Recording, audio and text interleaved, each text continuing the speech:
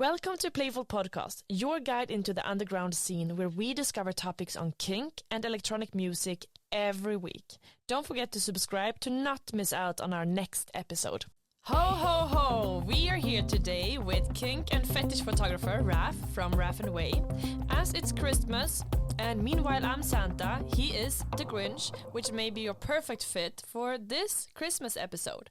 We speak about how you can handle family at Christmas dinners, what he wish he told his homophobic father, what the best things about Christmas is for him, how and why he celebrates Christmas. But we also dig deeper on his background, history, a past as a crystal meth addict, and so much more. I am Amanda, and this is Playful Podcast. All right, we are here with the Grinch. No, I'm kidding. I am so happy to have you here. This is such it's the first time we meet even. Yes, it feels like we know each other for a long time. Exactly. It's so weird. But yeah, I think that's also way of your job. Like, people know of your art so well and don't really know me, who I am. Exactly. Or even how do I look like. Yeah. Right? Yeah. It's true. But also a lot of people have been shot by you and know what you look like. And you have been on a lot of events and these things. It's true. Okay, cheers. Cheers. With Glühwein. Some people call it bad warm wine or something. I like it. I really love it. I'm obsessed with it. In Sweden, we also have Glühwein, but it's a little bit stronger and a lot more sweet. And yeah, no, I don't like it. You don't like it. I prefer this German, actually. Anyways, I am super excited to hear. We have been featuring you in the magazine, but we're gonna hear some things. Maybe we hear again. Not everyone may have read the article. Exactly. But you grew up in Poland. Yes, I grew up in Poland. I was born in mid-70s in a very rural area where Catholic Church was the biggest authority, and blood of Jesus Christ were dripping literally all over to remind you that you are a sinner. You have to suffer. Oh my God. Yes. So Very that intense. was unfortunate childhood with a despotic father who later on a track sent me to the local shaman to heal my homosexuality. How did he find out about your homosexuality? Well, I was quite careful at the beginning. I mean, I knew that I am homosexual since I was little, but we're talking about era where there's no internet. It's a rural Poland, so there's not even a library I can borrow a book to read about it. And there was no to talk about because I'm the only gay in the village. Wow. A small village you grew up in also. Small village. How big was it? Very small, like 10,000, 20. Less. Oh, wow. Yeah. So at the beginning, I tried to fit in and try to hide things, of course. But when I was a teenager, everything went out. So, I mean, when I was a kid, in primary school, I even tried to do my services in a local church, hoping that I can seduce a priest. Oh, wow. That must have been the cutest thing in the world. I failed. But I mean, it's both an amazing sex fantasy that you I developed. failed, unfortunately. How old were you? When I was in the church, I was like probably 11, 12. That is so cute. Oh my God. Did you ever be with a priest after that? No. No, not yet. Not yet. Still to come. Still maybe. Still to come. Yeah, you must realize the fantasy. Yes, but it was an effort to fulfill my father's dream to be kind of normal, and try to fit in a society, as my father really didn't like that I'm homosexual and he never accepted it. But that wasn't the biggest problem of him. The biggest problem is not that he's only only child is a faggot. The problem is what other people say. This, this narrow-minded community where everything is about your face. So you have to fit to this scheme, and you have to be. You cannot be different. Yeah. That makes everything really hard. And wherever you are a little bit different in whatever area, you are bad, you are a sinner, you need to suffer, and blah, blah, blah. Yeah, that is really, it's like he was so scared of the way the outworld would look on, like, view him. Yes. Yeah, yes. I mean, that's also something that is very common, but it's so unfortunate. It's so like unfortunate. He must have been so miserable also. Not I mean, not because of you or what he felt that you were putting him into, whatever, but also as he's so scared of everything and has a super small, narrow frame on what's okay. It must be horrible. It must be. It was horrible, and he was super despotic. I have a super amazing mom, so she was an angel, but with a devil in the house, it put me already in a very big conflict at the beginning when my homosexuality wasn't even out. Yeah. But then I added fuel to this fire, and 2 decades later, I was even more, as the only son is a faggot and HIV positive. The reaction of my father was, "I told you, and God has punished you." Oh, you were like, I'm living my best life. I'm living my best life, He punished me good. being HIV positive is not a crime, and it's not a punishment. But this narrow-minded society will never understand it. So talking about to people who are suffering right now from these kind of things, yes, you can try to talk, but it's from my perspective, it is really no point of wasting your energy to try to convince people who are committed to misunderstand you. Yeah, exactly. Because I tried many years, it was even worse and worse. There's no dialogue. He tried to make you straight. He tried to make me straight. And, for him, being gay is the worst thing that can happen to you. And there was the only one little event that he forgotten about that his only child is a homosexual, when he saw this very shitty tabloid in Poland called Hello Magazine. It's with like stars and blah, blah, blah. I know them. Yeah. So I used to be back then a hair and makeup artist, and I worked on a very big campaign for one of the biggest cosmetic brand with 2 actresses which were on top of the top back then. In Poland? In Poland. So there was like this 5 by 5 centimeter picture of me and those 2 actresses. And that was something he was super proud of. Not that I did a campaign for the biggest company, no, just this little picture. That did shows, he hang it in the house? No, but it was so sad. Yeah, it was so sad. It was sad. It's sad, but it also puts in perspective how you can limit yourself by your life, by your observations, or like what you feel is like right and wrong and these things. So I mean, that's also something that is so fascinating, how far you come, like in everything. Like today your photography is only evolving and evolving, and today you shoot like the most incredible fetish brands and the most incredible photos within the fetish world. And I think that comes from my upbringing, because when I was younger, I couldn't really express myself because I tried not to make more drama with my father. So I was not really telling everyone in my hometown that I'm gay, because there's no point. There's no point of fighting. No. Even your friends? Or did you have close friends? I did not have close friends by then.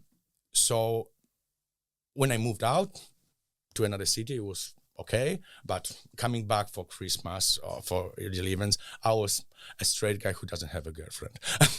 Yeah. Oh wow. I mean, You were like, I'm so sad I don't have a I mean, what can I do? Like, I don't want to fight, like, No.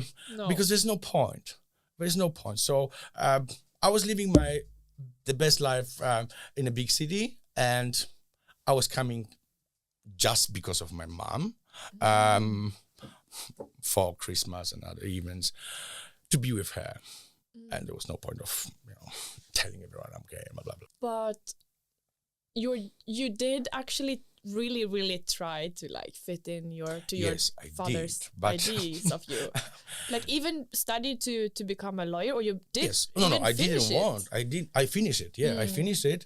I never wanted to be a lawyer. I wanted to go to Academy of Fine Arts, but in this small town society, being an artist means you're poor, and you just need to follow the big career, which is lawyer or doctor. Yeah, it is. That's true. So I was trying to fulfill my father's dreams. Not that I wanted, but back then I was a pussy. I didn't have balls to just say, okay, I'm leaving house and I don't give a fuck about you. Do you regret that? I do. Yeah. I mean, I do, because I've lost 5 years of my life learning something which I have never used. You sure you don't use it in the... No? No, because studying law, like the first 5 years, you study history and the basics, which are changing all the time. So it's actually useless. It's actually useless. All right. Yeah, I'm sorry about that. So there's 5 years of really hardcore studies just to make my father happy. Okay, I mean, it's done. Good. Blah blah. Yeah. But so when I moved out from after the study, I was 21. I moved out from my home with my partner at the time to big city. I worked for Citibank for 1 year. It was the worst thing ever, and that was the last time I was wearing a suit. Oh wow! But I'm sure you look really good in a suit. Yes, though. but it's not comfortable. It's not comfortable. It's all about comfort for me. Like, look at me. Yeah. Yeah, true. Yeah. So yes, then I became a hair and makeup artist, and that was something really weird for my father. Did your mom know that you had a boyfriend at the time? Yes. They both knew. They both knew. Yeah, they both knew, because like there was no point of hiding it. Like they even visited me in this new city, and the comment of my father was, "Oh my God, there's only one bed here. What people say when they're gonna visit you." Oh my God. Like no one even questions it twice that it's only you. Yes. In your limited little world.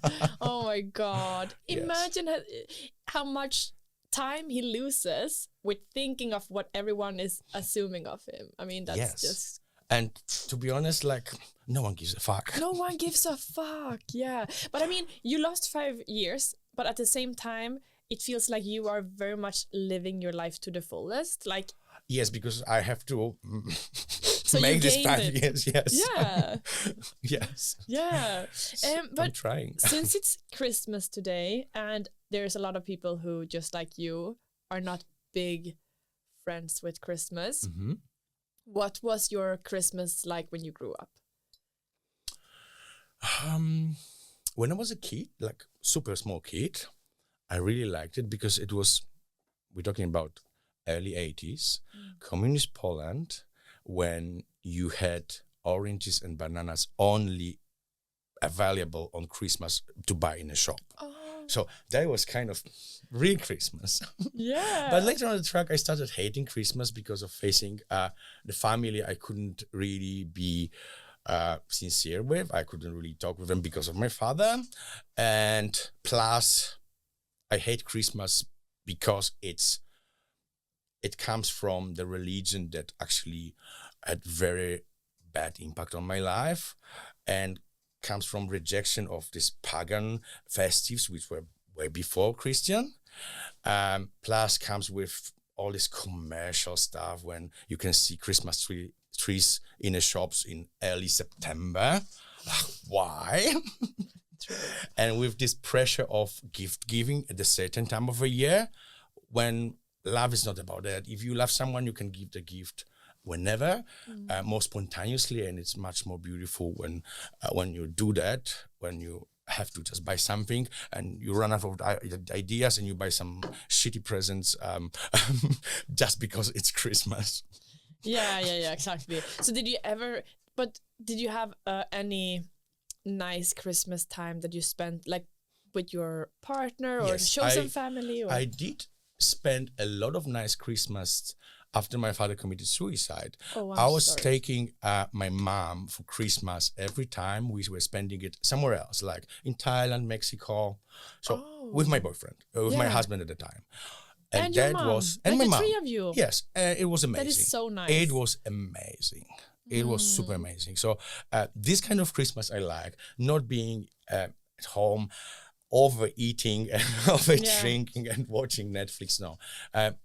That Christmas when you can go somewhere and feel the nature, be with your friends, with your family, with the one you love. Maybe even avoid Christmas to some extent. This was actually avoiding Christmas because we never celebrated. We never did anything Christmassy. We never did like Christmas presents, just to have a nice holiday without thinking that it is Christmas, and that's the best thing. Why? Yeah.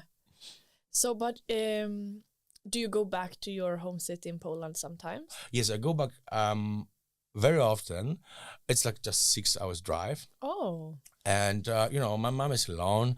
I'm the only child, so I do try to be as frequent as I can, because I used to live in Sydney for 7 years, so that was quite far, and we haven't seen each other for a long time. But now when I'm so close, I'm trying to be there quite often. And I'm going with my dog for Christmas next week already. What breed is your dog? It's a French bulldog. That I knew that. Yes. I must have seen pictures. It's a French bulldog. He's a rescue dog. Yeah, like mine. Someone has bought him from the breeder and returned him when he was 8 months old. How could they? Why? I don't know why. I don't know the story, but it was, abandoned child issues. And, but he's the cutest thing ever. Yeah, I love them so much. He's free now. Does he snore a lot when he sleeps? Not much. No? Not much. And he doesn't fart much, so it's cute. No? Okay, yes, that's good. He's perfect boy. He's perfect boy. He sleeps with me in bed. He hates rain, but... yeah, I think that's also a good dog who hates rain. Yes, like, I hate rain.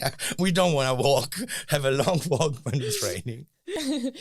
How do you celebrate Christmas nowadays? Or do you celebrate it, or do you avoid it? I mean,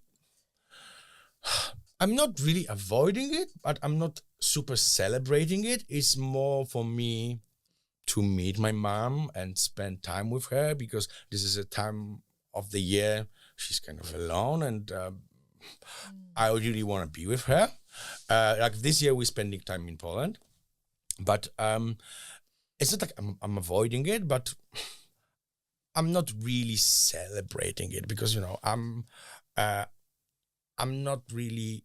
Although I was brought as a Catholic boy, I don't believe in Jesus Christ, and I don't believe in God.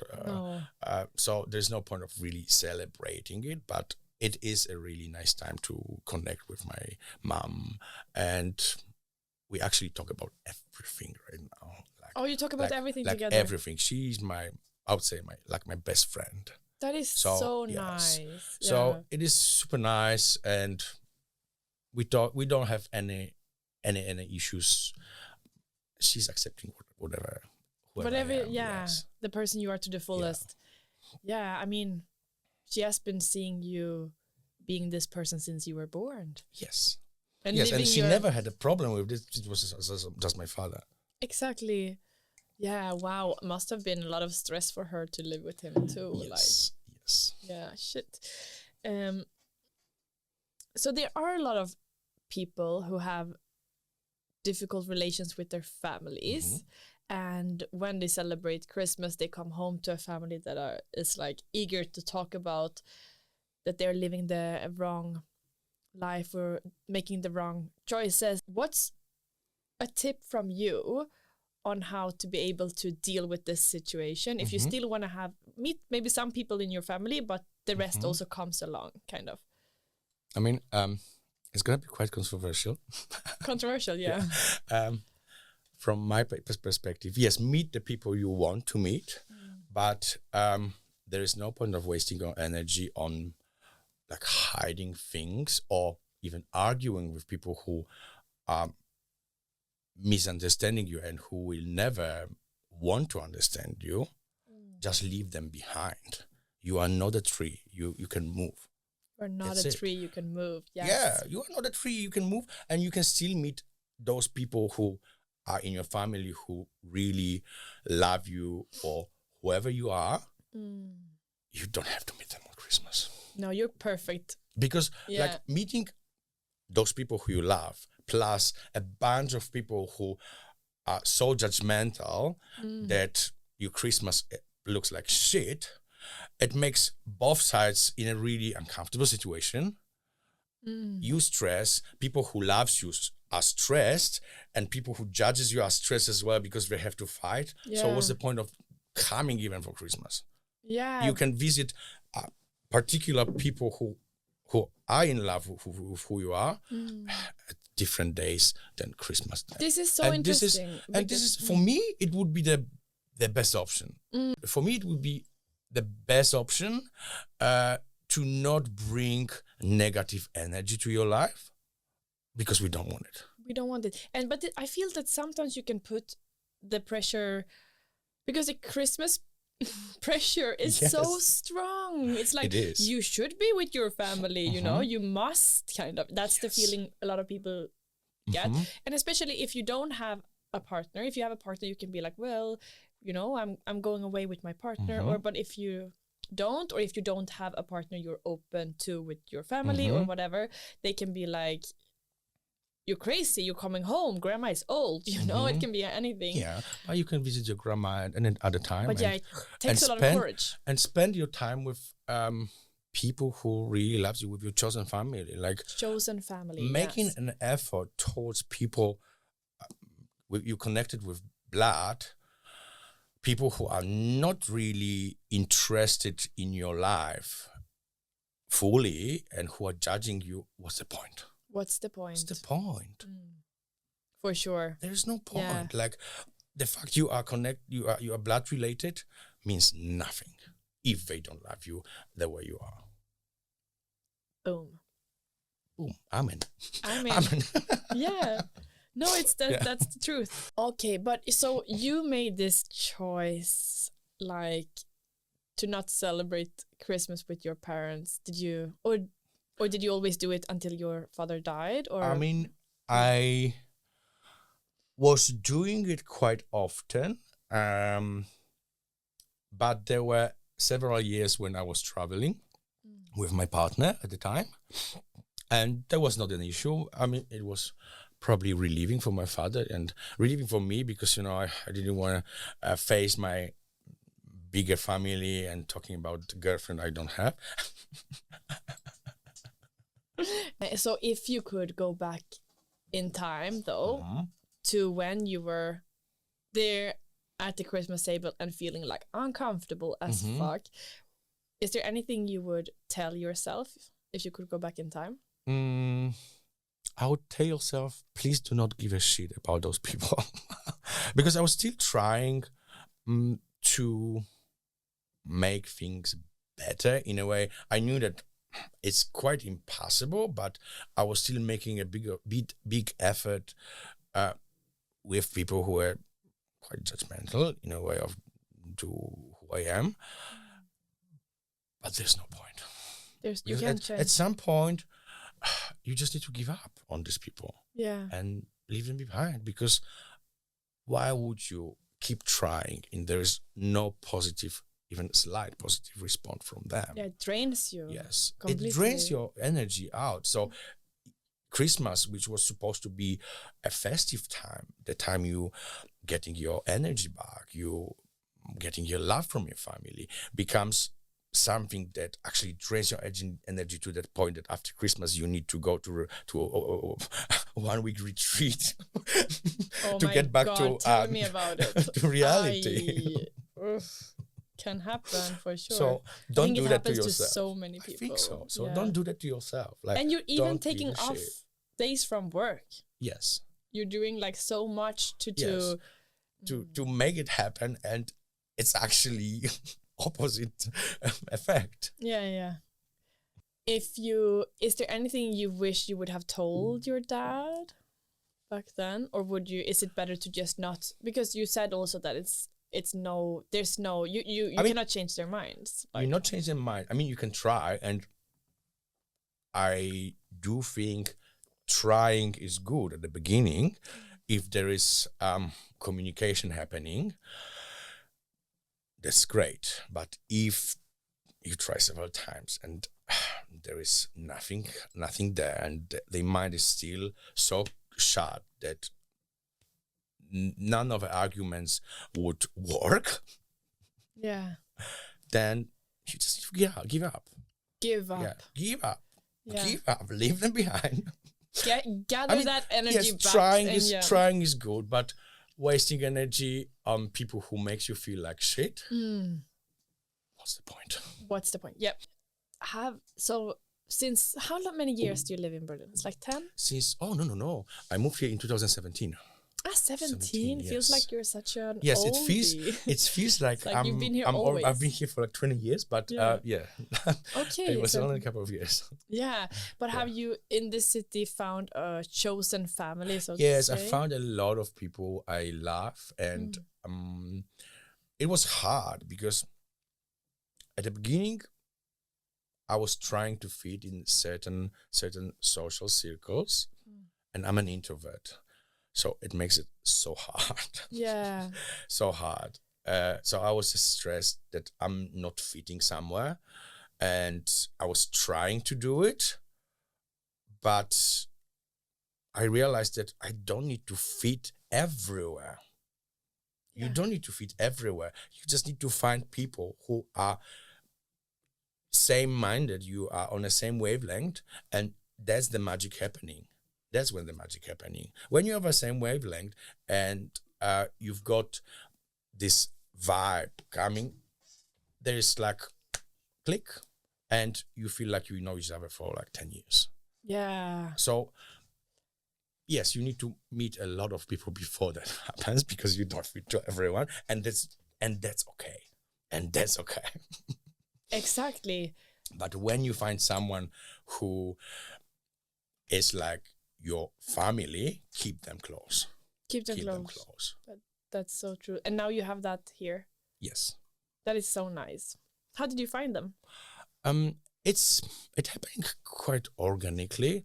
I'm not really going out to bars and things. But you do party. I don't really go to bars because, me introvert, I'm kind of talking to stranger is so hard.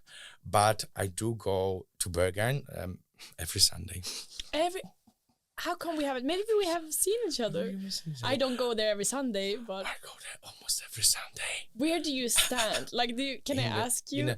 I'm super OCD with the music, so I have to be in the very middle of the dance floor. That's why I don't see you, because I'm not there. Yes, I need to be in the very middle because you've got the blast of air condition and you've got the blast of all 4 speakers. I'm gonna try it though. I've never tried it. It is like I'm coming with you. The sound in the middle is amazing. Plus, you've got the wind.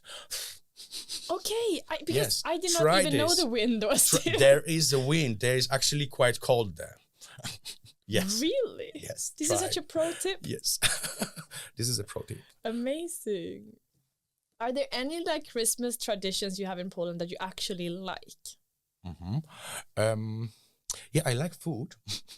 Bananas and oranges. Bananas and oranges, yes. Like every time I eat bananas and oranges, it's even during the year right now, it actually reminds me of my childhood when it was like the only time of a year. And I was like, oh my God, this is a real banana. This is a real banana. My God. Like, that is so sweet. It was really something because like people probably in Western Europe, they don't know, but in 80s in Poland, convenience stores were completely empty most of the time of the year. You can buy only white vinegar. And you had this little paper cards that you are allowed to buy like 2 kilo of meat per person per family, 2 kilo of sugar, 3 kilo of flour, blah, blah, blah, blah. Like in the war. Yes, like definitely like in the war. So when you ran out of this, there was of course black market 4 times more expensive, but in a shop there was nothing. So Christmas time was actually when everything, I mean, not everything, but a lot of things from Western world went there. So yes, bananas and oranges and mandarins are still my childhood memories. Like every time I smell it. Oh wow! So that's something you are fond of. But otherwise, you don't get a Christmas tree and these things. No, I don't get a Christmas tree. I don't go to church. Not even to find the... No. Maybe if he's there, he will probably be easier to get from Tinder or from Gay Romeo or whatever. Although I'm not on any app. I don't use apps. What's your view on dating apps? My view on dating apps is you waste too much time talking online to people you don't really fit. So, for example, you spend 2 hours on Grindr talking to like 70 people, and then you finally find the one, and you've got 15 minutes sex. Yeah. How does it go? Yeah, it's true. It's like it's a lot of you invest a lot for not so much. You invest a lot. Plus, I cut all the apps because I was addicted to crystal meth for a very long time. Really? Yes, and that was something that actually was triggering me because, Berlin is not free from crystal, and you go online, you've got a lot of people who are there. So I was trying to cut this thing, and that was helping as well. Like meeting people in real life, having this conversation and meeting them in real life before you're having sex, so you can feel if it's really working or not. Because like when you're high, having sex, you can have sex with anyone because it doesn't really matter who it is, no? But sober sex is kind of much more complicated because I really need to be into person I'm having sex with. And present, very present. And you have to be here and now and present. So so for me that's very important to just meet someone, and if I'm vibing, yes, we go home. If not, bye. Wow. That's why Berghain every Sunday. Yeah. Then you need a lot of people and like-minded in many ways. Yes. And you can exchange phone numbers. That's it, Yeah. So feels like you have been living so many lives. I know. I feel like that too. Yeah, that's amazing. But do you feel, when you look back at your life, do you feel like, wow, like I really managed to come to this point where I'm at now? Yes, I do. Actually, it was quite intense life because I was doing a lot of very different things in my life, and but whatever I did in my life, whatever I was making money on, and I was doing with real passion. Yeah. So, although I was never studying hair and makeup, but I was hair and makeup artist for 17 years. I'm 46 now. So. Oh, you didn't study it? Yeah, I didn't study it. How? I'm self-taught. No. I'm self-taught. Everything is online. Everything's on YouTube.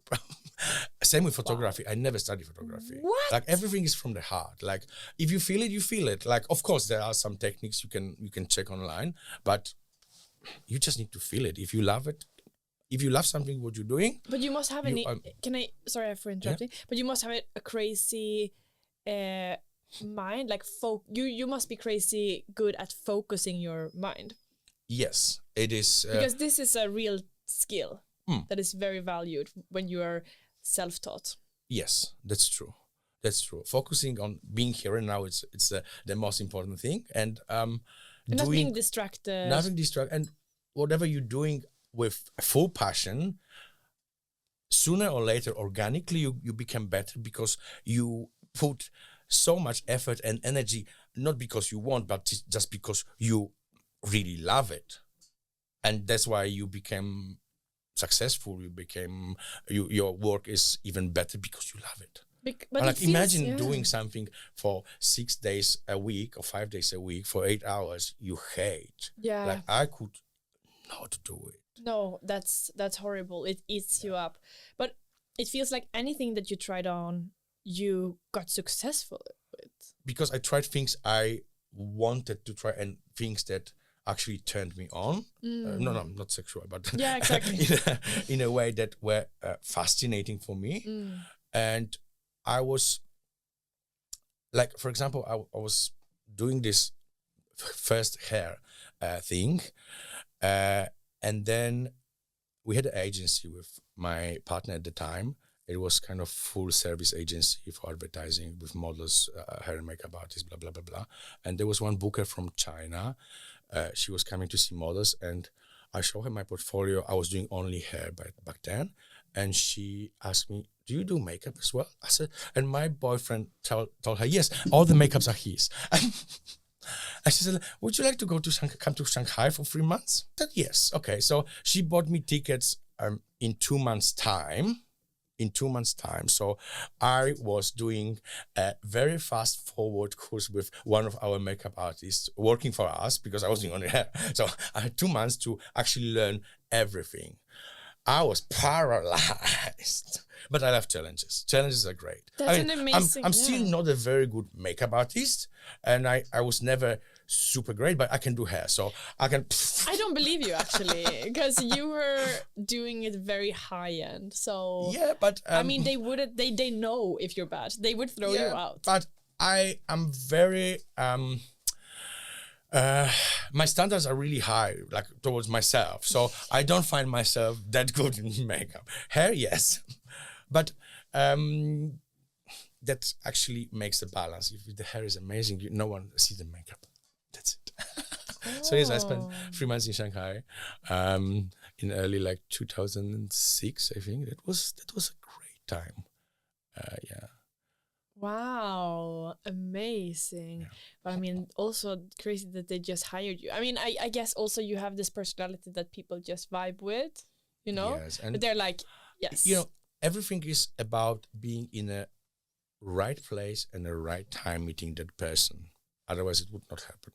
So I do believe in universe are sending us messages and sending us opportunities. And if we say yes to it, that's great. And I would say yes always to it, because you only regret things you haven't done in your life. If there's something going wrong because you said yes, okay, you learn from your mistakes. And if you learn from your mistakes, that's good too. Yeah. And that's okay to do mistakes. We are only humans. If you learn from it, lesson learned. Lesson learned. Do you feel that Berlin has taught you anything about who you are? Yes, Berlin actually has changed my life completely. Can I ask, did you come here being into crack? Yes. Okay, and you are still here and now you're not. I'm not. Okay, I want to hear everything now. I'm free from crystal meth for 1 year already. High five. Yes. That's amazing. So I came to Berlin with my husband, and I was kind of trying to get out of my addiction. I mean, this is not the best city. It's very much exactly a city where it's everything is available to you. Everything is available for 1/10 of the price in Australia. Yeah. So, and it happened that we broke up at the very beginning when we arrived. I mean, we're still family. But so it was quite a hard time for me to adjust. But the good and bad thing, the blessing and the curse of me was I was fully functioning being high. Fully. I could do drugs and go to the dinner with my client, do a photo shoot, and go to bed. This never affected my sleeping and eating pattern. So I was never like down the track that with like people who are not eating or sleeping for 5-6 days and they are collapsing. Yeah. For me, it was just giving me energy and kind of self-esteem and self-confidence, because I'm super shy naturally. So that gave me something I never had. Probably that's why I also got addicted to it. There was a sexual part as well, of course, but that self-esteem and self-confidence I got from it was just mind-blowing. It was like, oh my God, I can be a different person. I can actually talk to people. I can do things faster and more beautiful, blah blah blah. But well, there's a downside. There's only one way down, and it really affects your brain. It gives you huge depression. I was taking it every day. Wow. And doing that, like not doing that for one day, it makes you so depressed because your body cannot produce that many serotonins that you have having it all. So it's just super hard to cut it down or cut it completely when your body is adjusted to certain amount of drugs or the level of drugs in your body. Yeah. So it took me 2 years of trying to get out of it. And I couldn't go just to rehab for 6 months because I'm freelancing. I would lose all my clients. Yeah. You know what I mean? Like I cannot just disappear for 6 months. So I was cutting it down. I was doing ayahuasca, microdosing mushrooms and LSD, and that actually helped. It did. I shouldn't say. That's like a spiritual path. It's a spiritual path, and I think that was a super big journey within myself with all these psychedelic things. And mushrooms, especially when you're microdosing, and you are depressed, because I was super depressed when I stopped crystal meth. When you do microdosing, they are actually keeping you in here and now and shutting this part of your brain that thinks about past and the things about future, because I was thinking in the past as, oh my God, I was doing so many bad things, and I was just in a shithole for 5 years taking a crystal. And then there was a part of my brain, oh my God, my future is uncertain, because what am I gonna do now? I don't have energy. I want to stop it, but I don't have energy to actually work normally because my body is exhausted without crystal. So I don't have energy to do it, and I'm really scared about my future. So those two parts, future and the past, are completely shut when you're taking mushrooms, like microdosing mushrooms. So you focus on here and now. It gives you energy, and it's a very organic process. It's not happening in one day. No, it took me 2 years. 2 years. But it is slowly your body is adjusting to not having certain drugs, and this focus on here and now and energy you get from psychedelics and serotonin that it produces, it's actually the way to, I would suggest, and to everyone who wants to quit. Yeah. Wow, that's amazing. And on top of it, you can't really get addicted to psychedelics, because if you take for example, acid or mushrooms for 2 days in a row, the third day, it's not going to work at all. You don't feel anything. So that's a good thing about psychedelics. Yeah. And is this something you learned through internet? Or yes, I learned everything through all my life. I learned through internet. Oh my God, that's amazing. You are the pro Googler. Yes. Yes. It takes time to actually Google things, because there's a lot of information, but there is not that many websites that actually give you a very full-on review about it, very detailed. But yes, you can definitely find it. Wow. You can definitely find it, and I use it. I'm alive.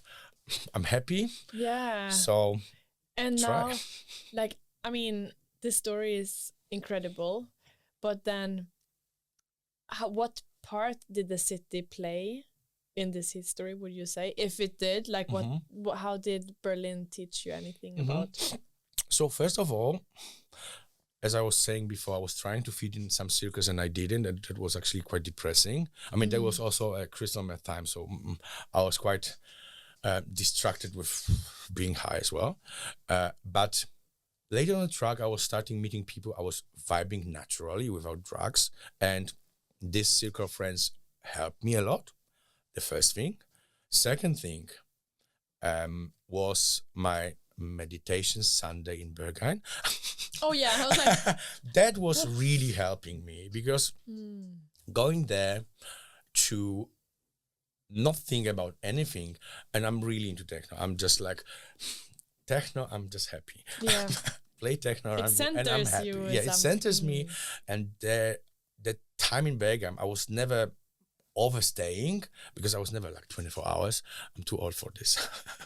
But 6 to 10 hours, it's a perfect time for me. And then I go home, and this is like pure meditation for me, like pure meditation. And that helped me as well to level up myself to the normal thing. Plus, it actually gave me a lot of self-confidence as well to talk to new people. And the club is big enough, so if you just talk to someone you don't really feel like talking, you just say, okay, I'm going to the toilet, I'll be back. And then you will never meet him again. Like, we never met in back. Yeah, exactly. So this is the very good thing. That's why I'm avoiding like bars, because me, introvert, like if I'm sitting with someone I don't really like and I don't really feel like talking and I don't really even feel meet him again, it's so hard for me to say no. It shouldn't be, because it's okay to not to like. You don't need to like everyone, and not everyone will like you. But it's really hard to be that straight. I mean, I learned how to be more straightforward. Maybe it's harsh sometimes, but I do it in a nice way. But it is really healthy to just not to make effort with people you don't really vibe, because exactly. Yeah. To not force anything and to be like, yes, just go with the flow. If you vibe with someone, that's good. Keep them close. If not, say goodbye. And it's amazing that the freedom here, like in the beginning, it was a struggle, but now maybe that's also something like, because going out in the mid of the day, that's not something that is possible in many other cities. Yes. So there's a lot of freedom that comes, but now that was also your way back to your more so sober lifestyle. Yes, more sober, or maybe not that sober, but high in a more healthy way.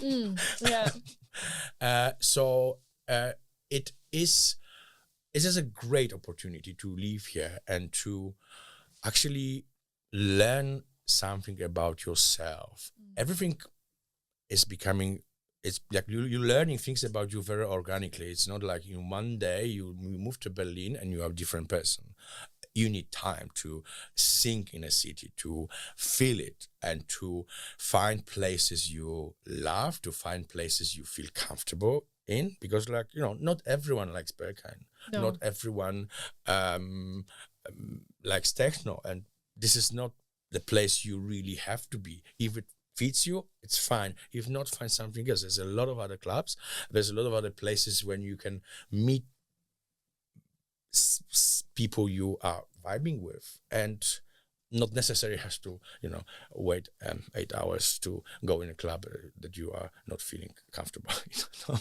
Definitely. And lastly, if you're trying to leave the Christmas dinner early because you feel like, oops, I come along. Like sometimes you go back to family and you feel like, oh, this is like, I did not remember it this way. And you feel like, I gotta go. What's a tip to people that they can say when they want to leave Christmas early?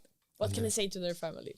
that they don't feel well. That's it. Yeah, true. I don't think there is they don't need to pretend they are vomiting all over, but it's like, I just don't feel well. I just need a time for myself. That's it. If they don't understand, fuck it. Perfect. I don't feel well. I wouldn't say I don't feel I feel uncomfortable here, because that's quite offensive, and we don't want to create a drama. What for? Which is, I don't feel well. I need time for myself. Bye. And Bye. that's the end of Christmas. That's the end of Christmas. And then you can celebrate in ways that feels good. That's it. Run away or stay with your chosen family. That's it. Thank you so much. Thank you so much, and Merry Christmas. Merry Christmas. If you're a Patreon, you'll get to listen to the extra material where Raf lets us in on his top gems for anyone living in Berlin and how his first experience in the city was like. Go to patreon.com/playfulmagazine. It's either this or it's that. This is this or that. Thank you so much. The last thing we have is a this or that. Okay. A Christmas edition, this or that. Okay. So I'm going to tell you two things and you let me know which one you prefer the most. It can be both or just one, but preferably it's one. Okay, I'll do one. Let's see if you know which one of these. Maybe there's something you don't know. Let's see. Okay. Gingerbread or stollen? Gingerbread. Yeah, I agree. Glühwein or hot chocolate? Glühwein. Glühwein, me too. To be the Santa or do the Santa? Do the Santa. Me too.